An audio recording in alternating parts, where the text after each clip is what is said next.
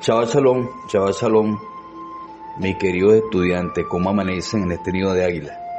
Estamos listos para arrancar el seminario de la Parashá de Pinjas, ¿okay? Que es un relato épico, de verdad que es el relato para mí más épico de toda la Torá, porque está lleno de drama, está lleno de misterio, tiene reflexiones muy profundas de lo que es nuestra salud, lo que es nuestra vida, la vida de cada uno de nosotros, ¿no? Entonces, bueno, vamos a prepararnos, como siempre les digo, para un viaje, porque estas cosas siempre son un viaje, pero un viaje a través de la Parashá de Pinjas, ¿ok? Una historia de la Torá que nos va a atrapar, que nos atrapó, a mí me atrapó desde hace ya año y medio. Este año pensé que iba a avanzar más en el estudio de esta Parashá, pero en verdad que no avancé mucho porque me encontré con bastantes temas y mucha tela que cortar.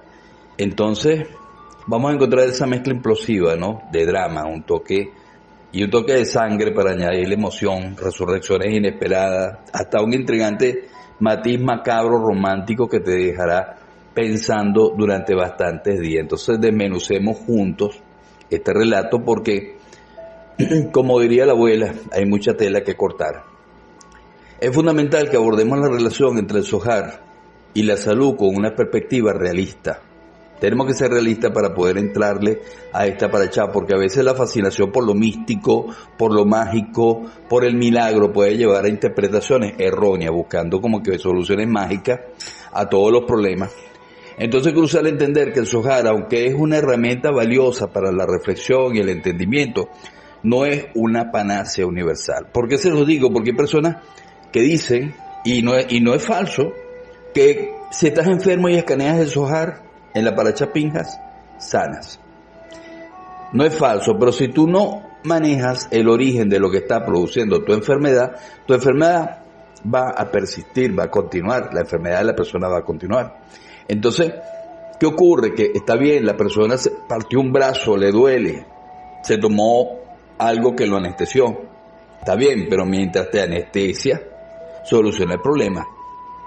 Porque si no solucionas el problema de la fractura, cuando se pasa el efecto de la anestesia, por supuesto que te va a volver a doler. Igual pasa con dolores de cabeza. No ha terminado de darle un dolor de cabeza a la persona cuando ya se está tomando una pastilla. No ha estornudado 10 veces cuando ya se tomó un antialérgico. Y no van al origen de lo que les está produciendo esa enfermedad. Entonces, la verdadera salud implica un enfoque integral que abarca la comprensión de nuestro cuerpo, nuestra mente y nuestras emociones. Entonces, y sobre todo, ir al médico. Hay que ir al médico cuando es necesario, porque no se puede depender exclusivamente de escanear Zohar. Hay personas que están... Por eso es que el Zohar, mucha gente lo tiene como algo extraño. Porque hay gente, inclusive, el Zohar en Estados Unidos, en Europa, lo hacen chiquito, tipo bolsillo, como amuleto de protección, ¿no? Entonces, por supuesto, o sea, no es que eso no falle, porque eso ayuda, a la psiquis humana lo ayuda, pero tenemos que ser proactivos, tenemos que cuidarnos, hacer ejercicio, comer bien y reitero, ¿no? Consultar siempre a profesionales de la salud. Entonces Pinja, el personaje central de esta historia épica, se nos presenta con un linaje detallado. Pinja, hijo de Eleazar, hijo de Aarón, el sacerdote. Oye, ¿cómo una persona puede ser hijo de dos personas, no? Hijo de Eleazar, hijo de Aarón, el sacerdote. Y esta genealogía no es una casualidad, no fue que la Torá Hashem metió la pata cuando la escribió a través de Moshe, sino que nos va a introducir en un contexto que es crucial, ¿ok? Al presenciar un acto de transgresión en el altar sagrado, Shinri y Cosby dando riendas sueltas a su pasión en el primer altar, Pinja reacciona con una indignación extrema. En un arrebato los atraviesa con una lanza y este acto detiene una plaga que asolapa al pueblo, convirtiendo a Pinjas en un héroe a su manera. Precisamente por esta acción drástica asociamos esta porción de la Torá con la salud, porque Pinja con su radicalismo frena la propagación de una peste que en pocos minutos tumbó a 24,000 personas. Imagínense el poder de la peste. Entonces Kobi, una espía medianita enviada por Balak para tentar a Moshe, en plan maquiavélico, y Sinri, el líder de la tribu de Shimón, son sorprendidos en un acto pecaminoso, para no decir otra cosa, ¿no? Entonces la indignación de Pinja, cuando ve la cuestión, y todo el mundo llorando, y él, bueno, todo el mundo se va a sentar a llorar, en vez de tomar una decisión. ¿Cuántas veces ante una enfermedad la persona no se sienta a llorar y a quejarse del mundo, y a dar lástima, y llorar, y no toman la decisión en su mano? ¿Ok? Porque bueno, la indignación de Pinja lo lleva a tomar la justicia en su mano. Sin embargo, la historia se complica aún más entre el momento del acto de la muerte y la muerte, entre el momento del acto sexual, porque estaban copulando, y la muerte de la pareja. Mueren 24.000 personas. Y la tradición sugiere que Pinja los sacrificios hizo estos sacrificios para propiciar la encarnación de Cosby y Sinri, y es una idea impactante. Aún más sorprendente es la especulación de que las almas de Cosby y Sinri reencarnaron en Rabí Akiva y su esposa, quien era la ex esposa de un general romano, un giro del destino que desafía, por supuesto, la imaginación. Entonces la historia de Pinja tiene un giro aún más inesperado. Se rumorea que Pinja pudo ver que Sinri y Cosby eran almas gemelas destinadas a morir juntas para reencontrarse en la otra vida, un toque romántico aunque peculiar. Además, aunque la Torá no entra en detalles, se dice que la tribu de Shimón se enfureció con Pinja tras su acto. Imaginen la confrontación, ¿no? Se cuenta que Pinja se desmayó del terror, se murió del susto, como decimos aquí. Entonces, cuando se despierta, la tribu de Shimón se detiene al ver algo extraño en él, algo raro, un brillo raro. Y ahí estaban las almas de Nadab y Abiú, los hijos de Aarón, que murieron por traer fuego extraño. Y es una visión alucinante, ¿no? Entonces, el relato de Pinja nos presenta esa interpretación simbólica y abstracta dentro de la Torá. Pinja, cuando se da cuenta de la interacción, vamos a llamarla así, entre Sinri y Cosby en el altar, percibe una conexión de ese evento con un evento pasado, a una problemática que fue muy profunda. Cosby es vista como una mujer extraña, destinada al sacrificio, porque están sobre el altar tratando de copular. Entonces, como es vista por Pinja como una mujer extraña, destinada al sacrificio, se acuerda de la historia de Nadab y Abiú y su transgresión también con un fuego extraño. Entonces, mujer extraña, fuego extraño en el altar, y que está relacionado con Ishazara, una mujer extraña vinculada al pecado de Adán también. ¿Entiendes? Viene como con una línea. Y el Ishazara, la mujer extraña vinculada al pecado de Adán, que está representado en Caín y Abel.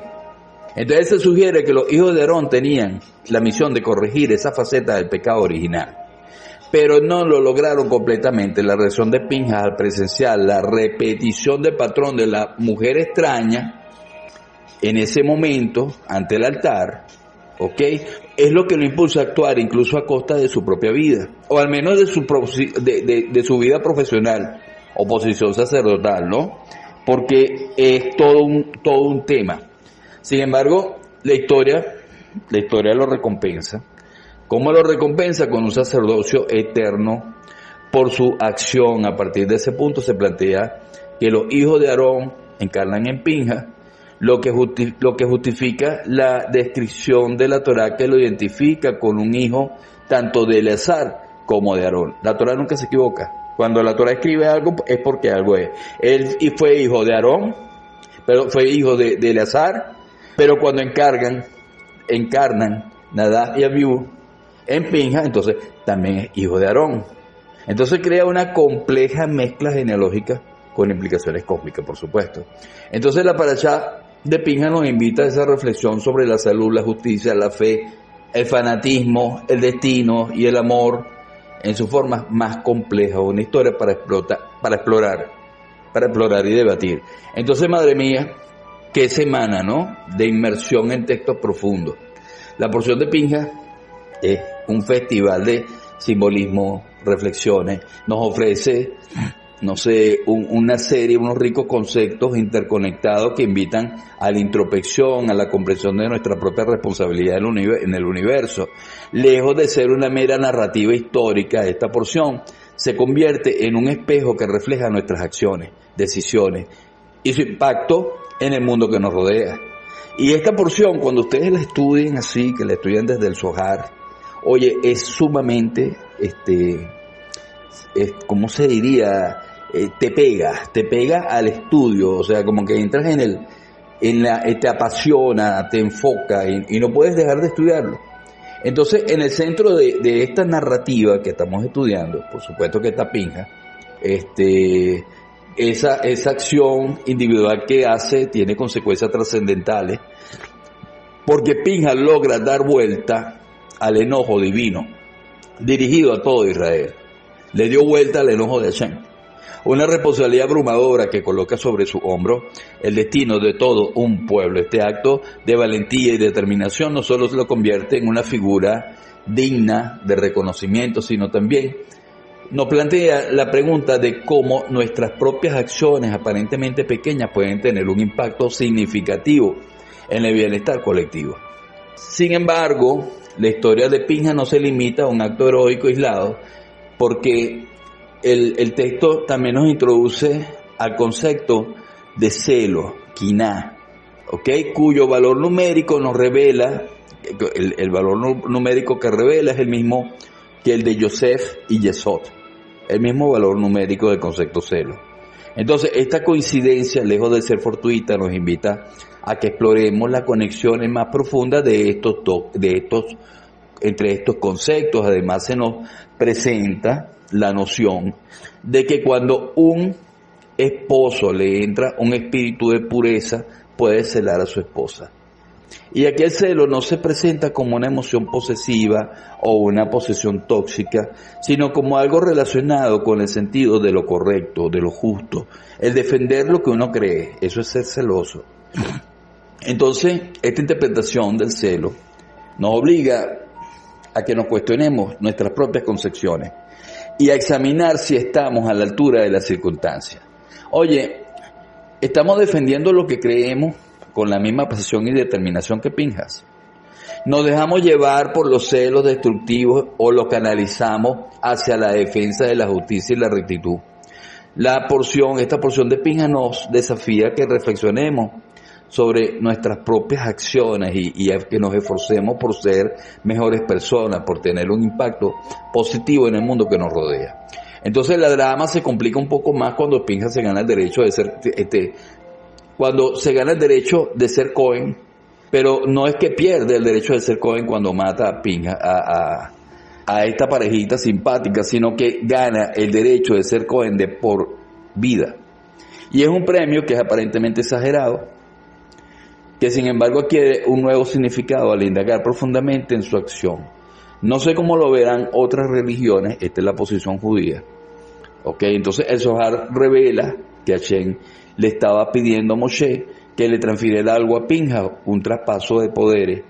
Y esto marca y subraya la importancia del acto de Pinjas y su conexión con la voluntad divina.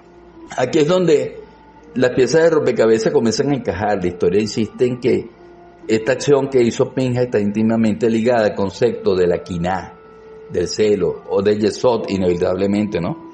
Entonces recordemos y recordamos porque nos enlaza a Yosef el Sadik, el justo, a quien se le llama así precisamente por los celos que tuvo sobre las esferas de Yesod. Y aquí nos vamos a meter un poquito más profundo y esta conexión nos lleva a la conclusión de que Pinjas en cierto sentido se puso en plan de representar a la Sefirot de Yesod, asumiendo una responsabilidad cósmica de gran envergadura.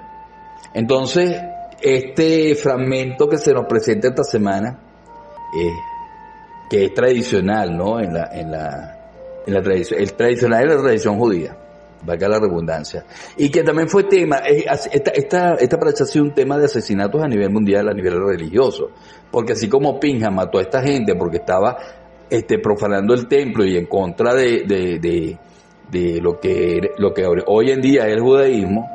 Entonces, bueno, imagínate todas las matanzas que hizo la Iglesia Católica, ¿no? Todo el que estaba en contra de la Iglesia Católica en función de esto que se está estudiando de Pinja. Porque entonces se nos presenta un momento clave, ¿no? Y centrado en la figura de Pinja, Cosby, Sinri y su relación con Moshe y la divinidad, Yuhebake. Entonces, la complejidad es un simbolismo, un profundo simbolismo, porque tiene alusiones a conceptos que son muy místicos y requieren un análisis detallado para comprender el significado. Entonces, la narrativa, por supuesto, que se desarrolla en la acción de Pinja, ¿no? Este acto presumiblemente en respuesta a las acciones de Cosby, a las acciones de Sinri, que considera una forma de apaciguar la ira divina y en consecuencia salvar al pueblo de Israel. Y esto que implica, lo que crucialmente implica es que este acto lleva a Pinja a un nivel de influencia comparable al de Moshe. Anteriormente Moshe ostentaba una posición única como regente del mundo, lo que significaba que sus acciones ejercían un impacto directo y palpable en el reino de Malhut. Esta influencia, que es trascendental, emanaba por supuesto de la divinidad que previamente se había concedido a Moshe, que se llamaría un pacto de paz, un acuerdo de suma importancia que ahora se extiende también a Pinja. Entonces, la repentina aparición de Pinja, investido con una influencia similar y la capacidad de impactar Malhut de manera comparable a Moshe, genera una situación intrincada y delicada. Hashem, plenamente consciente de la importancia capital de Moisés en su papel fundamental en el destino de nosotros, de este pueblo de Israel, Moshe de repente se enfrenta a la necesidad premiante de equilibrar, ponderar, sopesar cuidadosamente la legitimidad de transferir parte de esa influencia que tenía Moshe, hasta ahora ejercida exclusivamente por Moshe, a otro individuo. En este concepto surge la conversación trascendental entre Hashem y Moisés, en la que se aborda la situación excepcional de Pinja, sus motivaciones y las implicaciones de su nuevo rol. Y durante este diálogo se le recuerda a Moshe el inmenso sacrificio, ya que está sonando por ahí un despertador. Ok, entonces, bueno, el inmenso sacrificio que realizó a lo largo de su vida, ok, en favor del pueblo de Israel, el sacrificio que hizo Moshe en este caso. Entonces, los desafíos que ha superado y la entrega incondicional que ha demostrado, entonces se reconoce el valor, pero hay que reconocer el valor del acto de Pinja, que también contribuyó de manera significativa a la salvación del pueblo. Entonces, esto pone de manifiesto la complejidad de la distribución del poder y la influencia divina.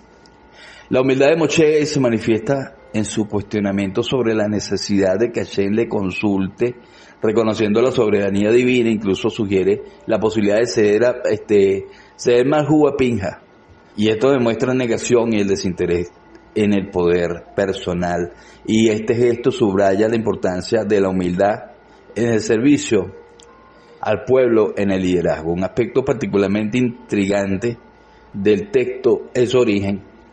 La aplicación proporciona o proviene del alma de Rabbi Pinja, ¿no?, en el Zohar, y es transmitida a los alumnos de Rabbi Shimon mucho tiempo después de la muerte del Zohar. Y esto sugiere una capacidad adicional de significado, donde la comprensión profunda de estos eventos requiere una transmisión esotérica y una conexión con las almas de figuras clave. Y la dificultad de estos alumnos de Rabbi Shimon que tenían a comprender un pasaje específico destaca esta complejidad inherente de estos textos y la necesidad de una guía espiritual para ascender a significados más profundos. Porque, este acto que hizo Pinja al buscar corregir el mundo, que se convierte en la justificación de su elevación, en la búsqueda de la justicia y la rectificación que se le otorga a un nivel de refinamiento espiritual comparable con el de Moshe. Y esto sugiere que la acción individual motivada por la rectitud puede tener un impacto profundo en el orden cósmico y en la propia elevación espiritual. La rectitud en nuestras acciones individuales siempre van a trascender nuestra conducta, nuestra mera conducta y nuestra ética. ¿Ok? Porque esta rectitud, cuando la asumimos, se convierte en un catalizador de transformaciones que resuenan tanto en el plano cósmico como en nuestro propio desarrollo espiritual. Cada acto que hacemos motivado por la honestidad, motivado por la justicia, la responsabilidad, la compasión, aunque aparentemente sea pequeño, ese acto que hacemos bajo estos parámetros siempre va a generar ondas de influencia que se extienden más allá de lo inmediato. Estas acciones, cuando las hacemos, se van acumulando con el tiempo y ellas van a contribuir a un cambio gradual, pero profundo, en el equilibrio del universo y fortaleciendo la armonía, contrarrestando las fuerzas del caos y la negatividad. Así que no nos imaginamos cómo influye en el universo cada acción positiva que nosotros realizamos y cómo destruye al universo cada emoción negativa que nosotros irradiamos. Al mismo tiempo, el individuo que se esfuerza por la rectitud experimenta como que una elevación espiritual. Mira, un individuo que es responsable, la espiritualidad depende del grado de responsabilidad de la persona ante el camino de Israel. Entonces, cuando una persona cultiva virtudes como la paciencia, la humildad, la sabiduría, etc., este proceso de autorrefinamiento no solo mejora nuestro bienestar personal, sino que también nos capacita como agentes de cambio positivo en nuestro entorno, porque vamos a inspirar a otros a seguir un camino similar y vamos a contribuir como que a la construcción de una realidad más justa, más compasiva para todos. Y la rectitud, por lo tanto, no es solo una cuestión de moralidad, sino una fuerza dinámica que moldea el destino individual y colectivo. Entonces la porción de Pinja, tal como se presenta en el texto, es mucho más que una simple narración histórica. Se trata de una profunda reflexión sobre el liderazgo, la justicia, el sacrificio personal y la conexión entre el mundo físico y el mundo espiritual. Siempre nos va a invitar a la introspección sobre nuestros propios valores, nuestras propias acciones, nuestro liderazgo, nuestra responsabilidad y el impacto que nuestras propias emociones tienen en el mundo que nos rodea. Entonces esto nos llama como que a la responsabilidad, a que seamos valientes y a la búsqueda, y que busquemos constantemente el sentido de la búsqueda constante, ¿no?, de la justicia, que también va a resonar a través de del simbolismo, por supuesto, y el misterio. Y bueno, y nos deja con preguntas que nos invitan a estar siempre pendientes, a como que a una contemplación profunda y de verdad que Pinja sirve como recordatorio del poder transformador de la acción correcta, de la responsabilidad y la importancia que tiene la humildad en la búsqueda de justicia y servicio al prójimo. Continuamos en el siguiente audio.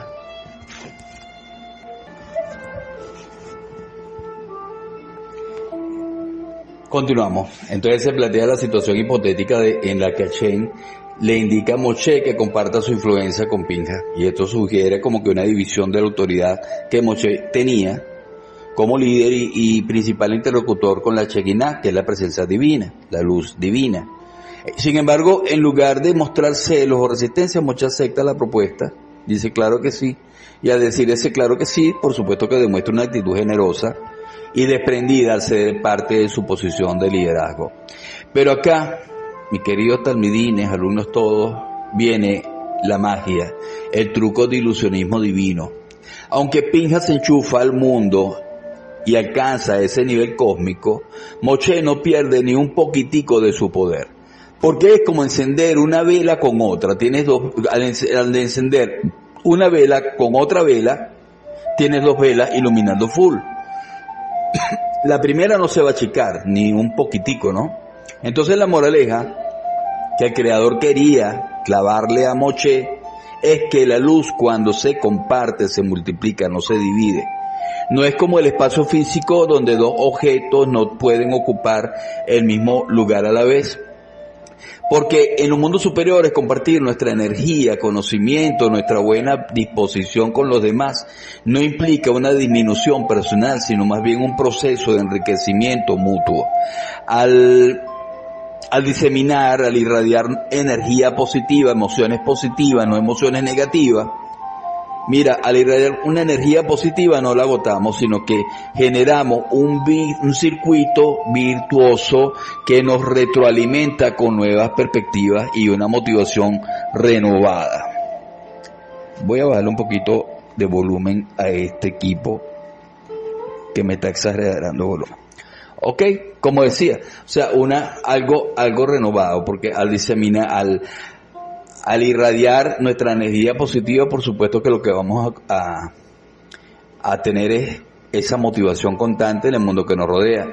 Entonces, similarmente, al compartir nuestro conocimiento, no lo perdemos, sino que lo consolidamos y lo expandimos a través del diálogo y la interacción con otros. Entonces, la enseñanza y la transmisión de saberes nos obliga a refinar nuestra comprensión y a explorar nuevas formas de explicar y aplicar lo que sabemos.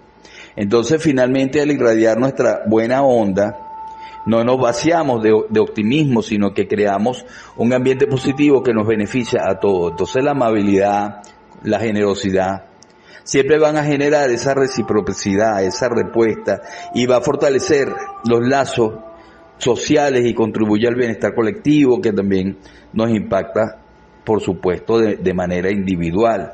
Entonces, en esencia, el acto de compartir no es una pérdida, sino una inversión que genera crecimiento personal y colectivo. Pero ojo al piojo, ¿no? Que no es lo mismo compartir tu luz con cualquiera, ¿ok? Que compartir tu luz con personas que de verdad sean recíprocas. Porque hay personas que tú compartes luz con ellos y se la tragan, ¿me entiendes? Y te descargan y te chupan porque son vampiros energéticos. Son personas que se la pasan de mal humor, se la pasan chismosas. Son esas personas que se la pasan con una pastilla bajo el brazo, ¿no? Por si acaso les duele la cabeza. Y al menor dolorcito, al menor estornudo, catapum, una pastilla por la jeta. Entonces el texto hace una definición clave. No es equivalente proporcionar conocimiento o recursos a alguien que carece de la capacidad o la intención de utilizarlos constructivamente, ¿ok? Que instruir a una persona para que desarrolle una mentalidad y una disposición que le permitan aprovechar ese conocimiento o esos recursos de manera efectiva y beneficiosa. La metáfora del Ferrari ilustra esta diferencia. Porque imagínense, ¿no? Entregar un vehículo de alto rendimiento a alguien sin la formación o la habilidad necesaria para conducirlo, seguramente va a resultar en un accidente. De manera similar, impartir información valiosa a alguien. Por ejemplo, cuando ustedes me preguntan cosas que yo no le puedo responder. Y no le respondo porque impartir información valiosa a alguien que no está preparado para asimilarla o aplicarla puede ser contraproducente. Y desperdicia potencial de esa información, porque la va a transversar por esa falta de entendimiento. Entonces el verdadero valor siempre va a residir en cultivar la capacidad de discernir, de discernimiento y la motivación intrínseca, la capacidad de aumentar esa motivación para utilizar el conocimiento de manera responsable y productiva. Este conocimiento que les estoy dando, por ejemplo. Habrá muchos que no lo entienden, habrá muchos que por supuesto que lo entienden a la perfección. Pero entonces esa capacidad de discernimiento, esa motivación, hace que se utilice el conocimiento de manera responsable y productiva, transformándolo en acciones, porque si ustedes no ponen en acción los conocimientos que tienen, simplemente son como unos tontos motivados, unos religiosos motivados, ¿no? Entonces todo tenemos que ponerlo en acción para poder generar un impacto positivo. Entonces acá es donde la cosa se pone filosófica, porque el Zohar nos dice que cuando la gente anda desconectada de la fuente, de la luz divina, Serampín, Hashem, el sistema, como le quieras llamar, ¿ok? El sistema, cuando nosotros estamos desconectados de la fuente, de la luz divina, a través de nuestras emociones bajas. ¿Qué emociones bajas? Vamos de arriba para abajo. Hostilidades, o sea, antagonismo, esa persona que es contrera, que está en contra de todo el mundo, que piensa que todo el mundo la va a embromar, que tú le dices sí, te dice no, le dices no y te dice sí, todo la contraria. Esa persona que está molesta, que es peleona, o que es chismosa, o que se la pasa en una tristeza eterna y una quejadera constante, esa persona anda desconectada de la fuente de la luz divina, ¿ok? Entonces, el sistema inmunológico de la humanidad se debilita por culpa de esa persona, y acá viene la paradoja. En lugar de que sufran los más débiles, en lugar de que sufran de repente los más desconectados, resulta que el que se come el jarrón es el justo, el sadik. El tipo, al enfermarse y sufrir, estaría purificando a toda su generación. Es como si se ofreciera voluntario para limpiar los pecados y esa desconexión. Y los pecados, que sería el pecado como tal, no es pecado. El pecado es como una desconexión divina. ¿Qué es pecado? Es la desconexión de la fuente divina. Entonces, el pecado para nosotros, pecado, sería bajar nuestras emociones, o sea, tener emociones bajas como que las que les expliqué hace rato. Porque, cuando nos ofrecemos, o sea, cuando una persona, se enferma y sufre, está purificando a toda su generación. Y se ofrece como voluntario para limpiar los pecados de toda esa generación. Y pecado es desconexión de la luz divina. Entonces, para que tengas una idea más terrenal, para ver si puedes aterrizarla, es como cuando un órgano se enferma para que el resto del cuerpo se cure. Si la persona tiene problemas en el hígado, todo el cuerpo está en riesgo, pero el hígado se pone la 10 y sufre para que los demás órganos no tengan que pasar por lo mismo. Aplicado a la humanidad, el justo sería como ese órgano que se sacrifica para que el resto se sane. El texto menciona, por supuesto, específicamente, el Zohar menciona cómo el órgano que debe sufrir, de dónde sale la sangre, y la aflicción que permite, la aflicción que permite la salud del resto del cuerpo.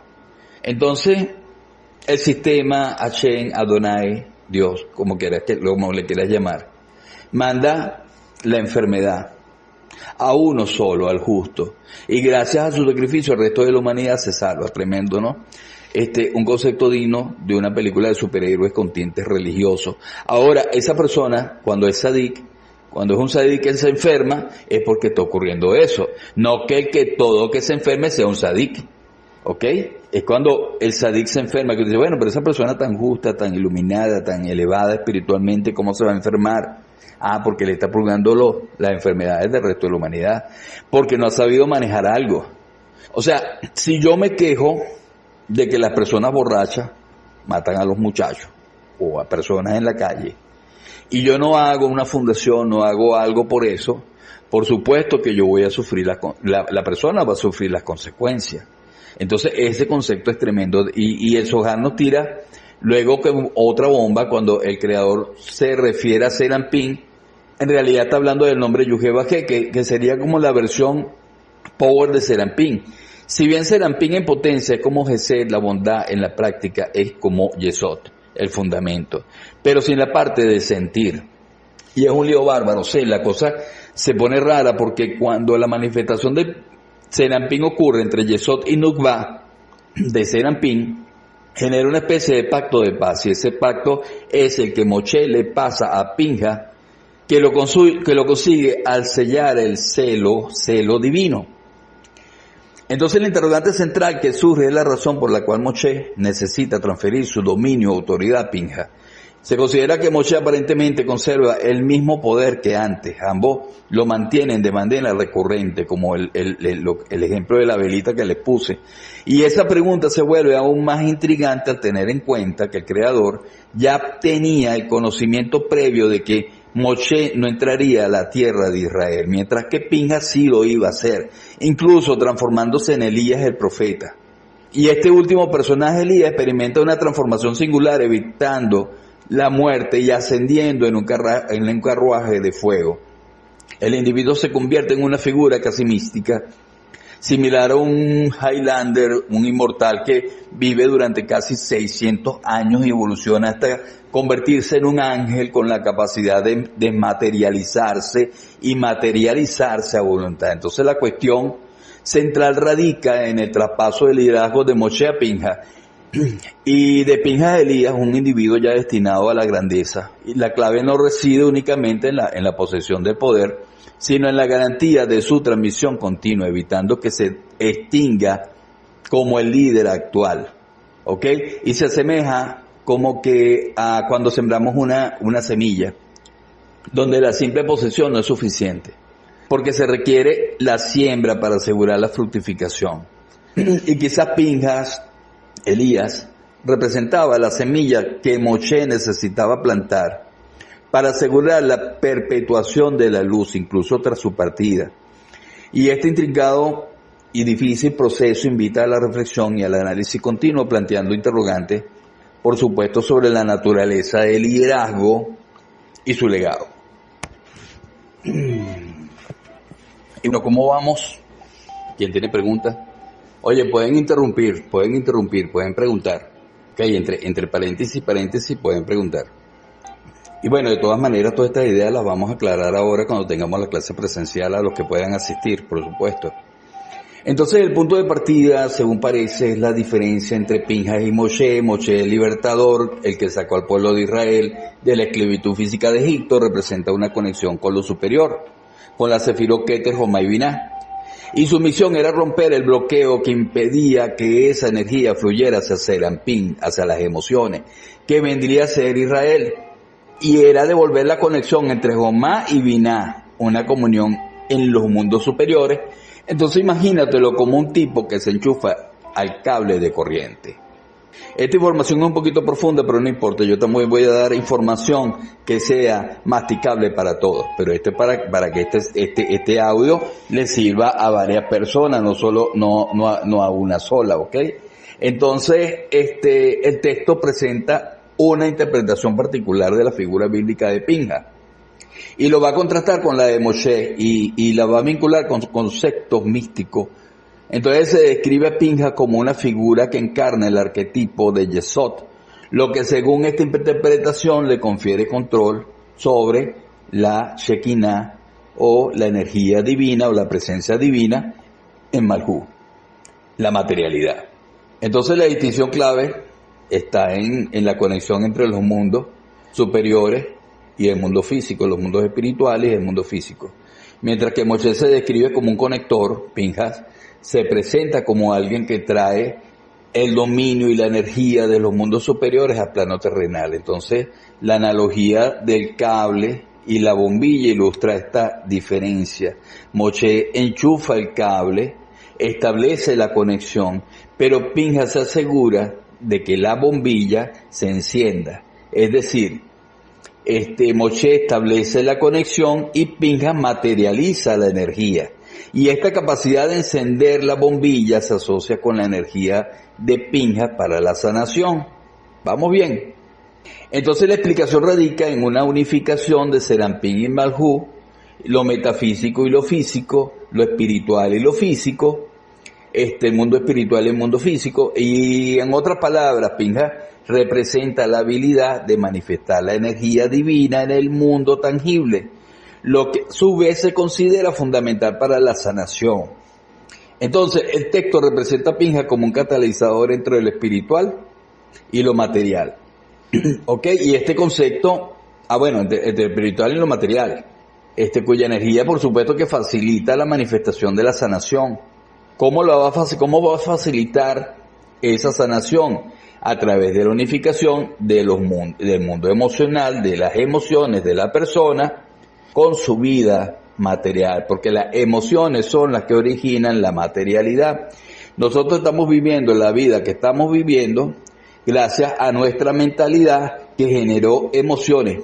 Pueden ser positivas y de orden o pueden ser negativas y de caos. Pueden ser de paz o pueden ser de caos. Ok, por la ruptura, en esta paracha está la ruptura de una letra, que es la letra Baf, en la palabra Shalom, que significa paz. Entonces, todo este brollo se origina cuando perdemos la paz en nuestras emociones, en nuestro corazón.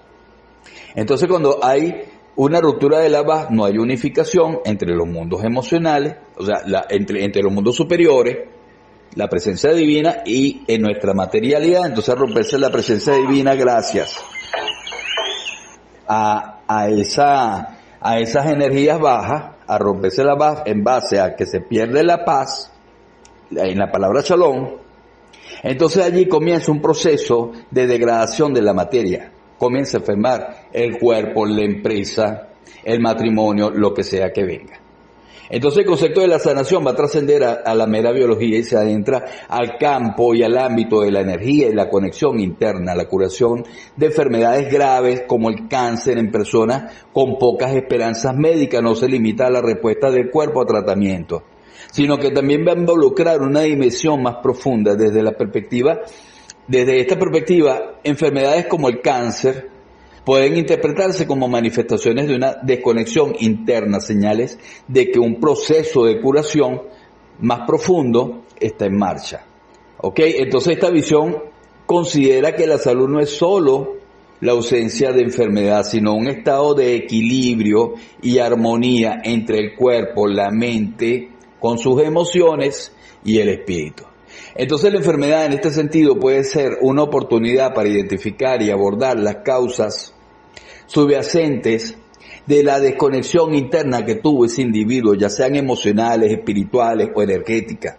Entonces reconectar con esa misma persona, con el entorno, a reconectarla con el entorno, a conectarla con la espiritualidad, a conectarla con emociones positivas, se facilita el proceso de sanación. Entonces la conexión interna implica la integración de diferentes dimensiones del ser, reconocer y gestionar las emociones, cultivar una actitud positiva, practicar la gratitud, conectar con un propósito de vida, son elementos clave para fortalecer esta conexión. Asimismo, la conexión con el entorno se refiere a la relación con la naturaleza, la comunidad, el universo, Hashem. Sentirse parte de algo más grande que uno mismo también va a proporcionar un sentido de pertenencia y apoyo que favorece cualquier proceso de curación. Ok, entonces la sanación, la curación desde este enfoque no es solo un proceso físico, sino un camino de reconexión interna que permite restaurar el equilibrio y la armonía en todos los niveles del ser. Entonces la enfermedad, más que una tragedia, se va a convertir en una oportunidad para el crecimiento personal y la transformación, y va a permitir a las personas descubrir su capacidad inherente de sanación. Entonces, ¿qué poder tiene la mentalidad con sus emociones en la superación de la enfermedad?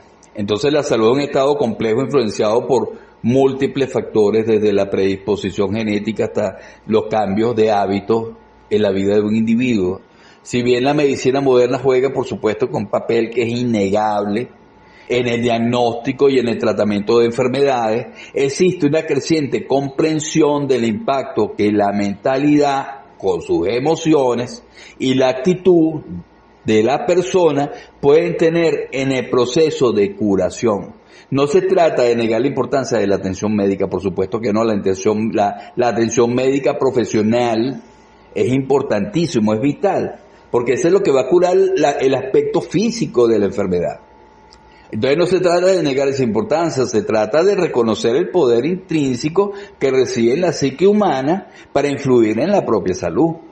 Entonces una mentalidad negativa, esas emociones horribles de Lechon Jara, por eso es que el Lechon Jara es tan destructivo, y la tristeza es destructiva, y la agresividad, cómo produce enfermedades estomacales, cómo produce enfermedades de artritis, por ejemplo, dolores en los huesos, cómo eso produce lesiones inclusive cerebrales. La agresividad es terrible, igual que el Lechon Jara. Lechon Jara da cáncer. ¿Ok? Entonces una mentalidad negativa alimentada con un pronóstico, cuando una persona tiene una mentalidad negativa y va a estar alimentada por un pronóstico desalentador o una percepción pesimista de la vida, puede convertirse en una profecía autocumplida. Si un individuo se convence de la inevitabilidad de la muerte, que muchas veces es infundida por el profesional de la salud, el mismo oncólogo, porque él dentro de sí sabe que tiene, para la ciencia hay una mínima posibilidad de salvar a la persona del cáncer. Claro, porque se trata de la fisicalidad, y se le mete quimioterapia, radioterapia, tratamiento, pero en ningún momento se va al origen emocional que esa persona manifestó para poder producir esa enfermedad. Nunca van al origen de desconexión espiritual que tiene esa persona. Se van a la quimio, a la radio, a todos esos procesos que son importantes, pero que no es el total de la sanación. Eso va a quitar, como la aspirina, el dolor, pero no el origen de la enfermedad. Por eso es que el cáncer, ya una vez que termina el tratamiento médico, a los 3, 4 años se vuelve a manifestar, porque es que la persona nunca dejó de manifestar su desconexión espiritual, nunca dejó de manifestar sus energías movidas por emociones bajas. Entonces, si un individuo se convence de y aparte que si se convence de la inevitabilidad de la muerte, por supuesto que va a entrar la desesperanza, y la desesperanza va a acabar su sistema inmunológico, lo va a destruir, lo va a dinamitar ese sistema inmunológico y va a disminuir su voluntad de luchar. Entonces, por el contrario, una actitud positiva, arraigada en el amor por la vida, en la conexión con Hashem, con la luz divina, una buena, tomar la vida con felicidad, enfocarse siempre en emociones altas de todo y una conexión con la propia esencia, por supuesto que fortalece la resiliencia y aumenta las posibilidades de recuperación de ese individuo. Entonces, en el contexto, la enfermedad no debe ser vista únicamente como un enemigo a vencer, sino como una oportunidad para la introspección y la sanación a un nivel más profundo. Puede ser una invitación a examinar patrones de pensamiento, examinar patrones de comportamiento que contribuyen al estrés, que contribuyen al desequilibrio interno. Al reconectar con uno mismo y cultivar una perspectiva más positiva, puede desbloquear el potencial de curación inherente al cuerpo y a la mente. Entonces, la clave reside en evitar morir. ¿Cuál es la clave? Evitar morir, porque el morir se puede evitar. ¿Cómo? Con todas esas desconexiones que tenemos con el mundo espiritual. Si yo me mantengo conectado, estoy evitando morir. Entonces, morir de cansancio, de una visión negativa, morir de una visión negativa agotadora del mundo, y se trata de elegir la vida conscientemente, incluso frente a la adversidad. Y esta elección implica cultivar la esperanza, buscar el significado de la experiencia y rodearse de apoyo emocional. Cuando la persona adopta una mentalidad proactiva y resiliente, pues se puede transformar la enfermedad en una oportunidad para el crecimiento personal y el bienestar integral, porque la enfermedad está manifestando una desconexión espiritual. Si nosotros nos vamos y reparamos nuestra vida espiritual, nuestra vida emocional, por supuesto que estamos sanando. Entonces, como un aviso que te dice, estás desconectado, conéctate. Pero entonces preferimos tomar pastillas en vez de conectarnos. Entonces, en resumen, si bien la medicina es fundamental, la mentalidad, la actitud positiva, la emoción positiva, se erigen como poderosos aliados en el camino hacia la curación. Y luego sigo, porque es que ya se me agotó el tiempo. Entonces continuamos. Entonces aquí se plantea la crítica, o se plantea una crítica implícita a la falta de empatía, a la incapacidad de muchas personas, incluso las más fuertes, para actuar hasta que les toca de cerca el dolor ajeno. Es como si la tragedia fuera necesaria para despertar la conciencia, la movilidad, la acción. Como que si esas enfermedades fueran un propósito divino. Entonces, también se introduce el concepto de ser amigo del mundo y se habla del sadik. El sadik, la persona sadí es una persona santa, una persona completa. Y tranquilo, no se asusten, sadí no en el sentido perverso de la palabra, sino como alguien que comprende el mundo en su totalidad, con sus fallos y virtudes, pero que siente profundamente el sentimiento ajeno y tiene la capacidad de transformarlo. Es un cambio de mentalidad, un nuevo paradigma en el que la empatía y la acción se unen para hacer del mundo un lugar mejor. Entonces, ser amigo del mundo, y para sanar hay que ser amigo del mundo, para un proceso de sanación es importantísimo.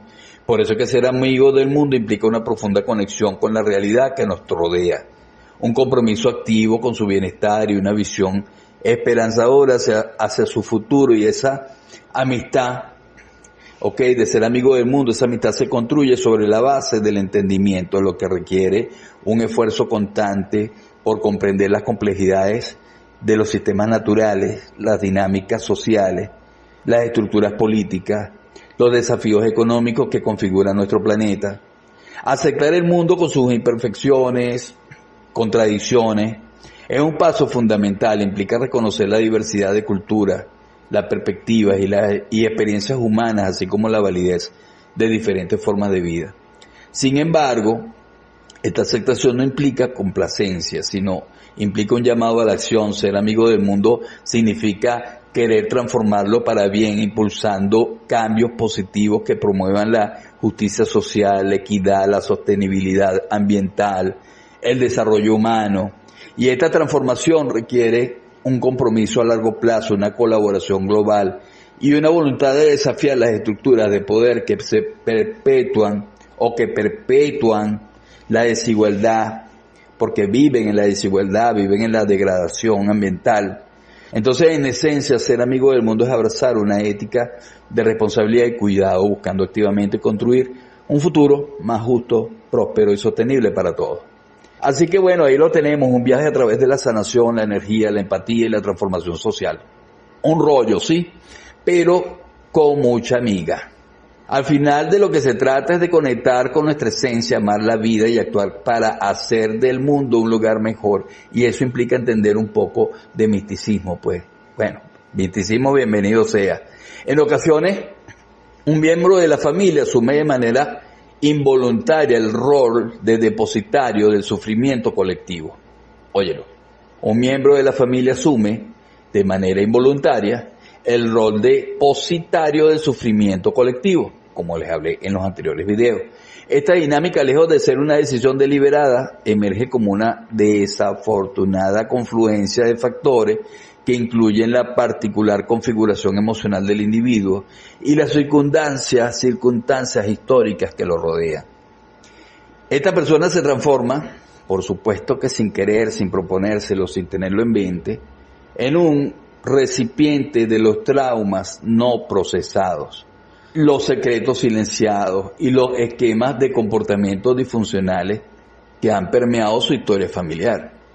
Y se convierte en un punto de convergencia para las tensiones y conflictos no resueltos, cargados con el peso de una herencia dolorosa que en muchos casos desconoce conscientemente la persona. Entonces esta carga, a menudo es invisible a los ojos de los demás, puede manifestarse de diversas formas, afectando su salud mental, sus relaciones interpersonales, su bienestar general. Entonces es el desde donde que proviene de la herencia familiar. Yo soy así porque mi abuelo era así, porque mi abuelo era así, ¿ok? Pero esta identificación, este reconocimiento de esos patrones dentro del sistema familiar son cruciales para iniciar un proceso de sanación y transformación, lo que va a permitir al individuo que el individuo se libere del peso del pasado y construya un futuro más saludable y resiliente. Por eso es que siempre hay que buscar dentro de la familia esas frases que se repiten, esas anécdotas, esas historias, porque hay enfermedades que se sanan es con el antecedente emocional familiar, porque todo es a través de las emociones, porque las emociones son con las que desconectan la paz en el individuo, le quitan el shalom a través de la BAF rota, que la BAF representa nuestras emociones cuando son de baja vibra. Entonces imaginen un árbol genealógico, ¿no? Grandísimo, antiguo, con raíces profundas, que se extienden hacia el pasado y ramas que se ramifican en todas direcciones, y este árbol que representa la historia familiar ha experimentado tormentas, ha experimentado sequías, ha experimentado podas severas. Entonces las cicatrices, como en todo árbol, las cicatrices de estas experiencias permanecen, por lo general ocultas, ¿no?, bajo la corteza, pero siempre presentes, y de repente una de esas ramas, un descendiente particular, empieza a marchitarse o a enfermar, y no se trata simplemente de mala suerte, ni de una enfermedad hereditaria en el sentido médico tradicional, genético, sino se trata de algo más profundo, de una resonancia con la historia, esa historia emocional del árbol. Una manifestación de las heridas no cicatrizadas, esas emociones que quedaron pendientes en nuestro árbol familiar, que han sido transmitidas de generación en generación. Cuando este individuo enferma, ya sea física o emocionalmente, o esa empresa enferma, ya sea física o emocionalmente, es como si la vida misma le enviara un mensaje contundente. ¿Y cuál es el mensaje? Aquí hay un problema que necesita que resuelva. Aquí hay un problema que necesita ser resuelto. Y te toca a ti asumir esta responsabilidad.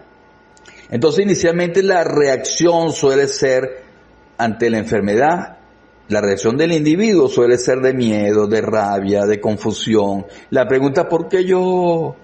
Resuena con mucha fuerza. Y sin embargo existe una alternativa a la resistencia y a la negación, que es la aceptación y el abrazo del dolor, porque no se trata de regodearse en el sufrimiento, sino de reconocer su presencia, considerarlo como un maestro, como una oportunidad de corrección emocional, espiritual y como una oportunidad para la sanación. Entonces, el dolor es una parte inherente de la experiencia humana. Desde el nacimiento estamos expuestos al dolor en sus diversas formas, físico, emocional, existencial. Es inevitable. Porque mira, nos duele cuando nacemos, nos duele cuando cuando mudamos los dientes. El crecimiento duele. Yo me acuerdo que había mañanas que yo me levantaba que casi no podía caminar cuando estaba en la época de desarrollo entre los 9 y los 13 años. Y de los 13 para adelante, cuando uno se tira los estirones, eso duele. A las mujeres le duele todas las meses cuando le llega la menstruación. O sea, es un proceso doloroso. El dolor es la experiencia, es una experiencia en sí misma, es la sensación, la reacción. El sufrimiento, por otro lado, el dolor es una cosa. Ahora, el sufrimiento, por otro lado, es la narrativa que construimos alrededor del dolor. Entonces, es la historia que nos contamos a nosotros mismos sobre el dolor. Es aferrarnos a por qué a mí, a la autocompasión, al victimismo, a la manipulación a través de la enfermedad de las personas que nos rodean. Pero abrazar el dolor implica reconocerlo, aceptarlo como parte de nuestra realidad y decidir qué vamos a hacer con él. Entonces la persona permite permitiremos que nos consuma y nos amargue la vida, o lo utilizaremos como combustible para la transformación personal y para la transformación de nuestro entorno. Y aquí es donde la idea de sanar el árbol genealógico cobra una importancia crucial. Cuando una persona decide enfrentar su dolor y romper con los patrones negativos de su familia, no solo se está ayudando a sí misma, sino que está allanando el camino para que las futuras generaciones no tengan que cargar con la misma pesada mochila. Es como si estuviera limpiando el terreno, nutriendo la tierra para que otros puedan florecer. Esta tarea, por supuesto, es ardua, es exigente, requiere valentía, paciencia, requiere una dosis de autocompasión y, sin embargo, también representa una oportunidad inigualable para dotar a la vida de un significado más profundo, para transformar el dolor en algo positivo, en un legado de amor, en un legado de sanación. Por lo tanto, mis queridos talibines, alumnos todos, la próxima vez que alguien sienta que está cargando con el dolor de su familia, es fundamental que respire hondo, abrace ese dolor y se pregunte, ¿qué puedo aprender de esto? ¿Cómo puedo transformar este sufrimiento en algo que beneficie no solo a mí, sino a todo mi árbol genealógico? Y la respuesta podría ser sorprendente y tal vez, solo tal vez, encuentre la paz que tanto anhelas. Porque la paz, al igual que la enfermedad, es contagiosa. Y si uno comienza por sanar su propia herida, estará contribuyendo a sanar al mundo entero, un paso a la vez. Porque el dolor, la sanación y la responsabilidad personal están intrínsecamente conectados en un ciclo dinámico. La superación del sufrimiento no se logra mediante la búsqueda de soluciones rápidas o la evasión del malestar, sino a través de una profunda transformación de la perspectiva individual y la adopción de una acción proactiva. Esta interconexión, por supuesto, que implica que el dolor no debe ser visto como un obstáculo insuperable, sino como una valiosa fuente de información y una oportunidad para el crecimiento personal y colectivo. Al asumir la responsabilidad personal en el proceso de sanación, se empodera al individuo para reinterpretar su experiencia y aprender de ella, y utilizarla como catalizador para un cambio positivo.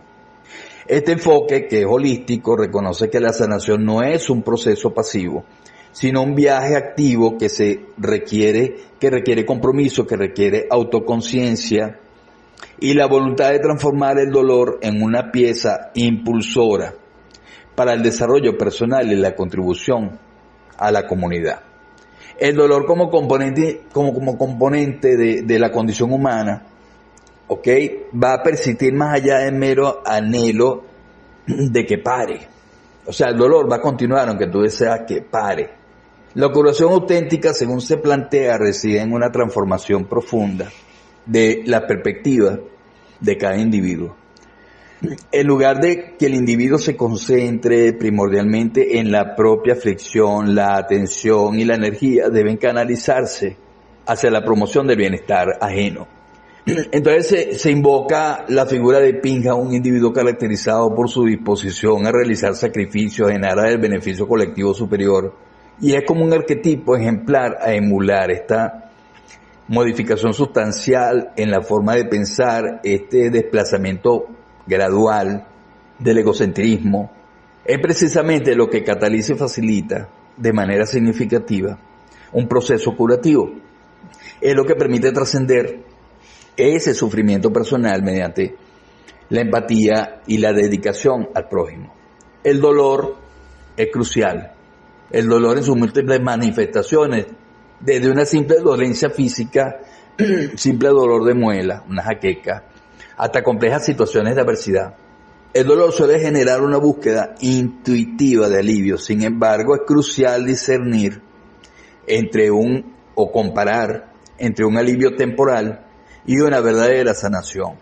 El texto o el Zohar plantea una analogía esclarecedora, porque recurrir a soluciones superficiales para el dolor es similar a utilizar anestesia para un brazo roto.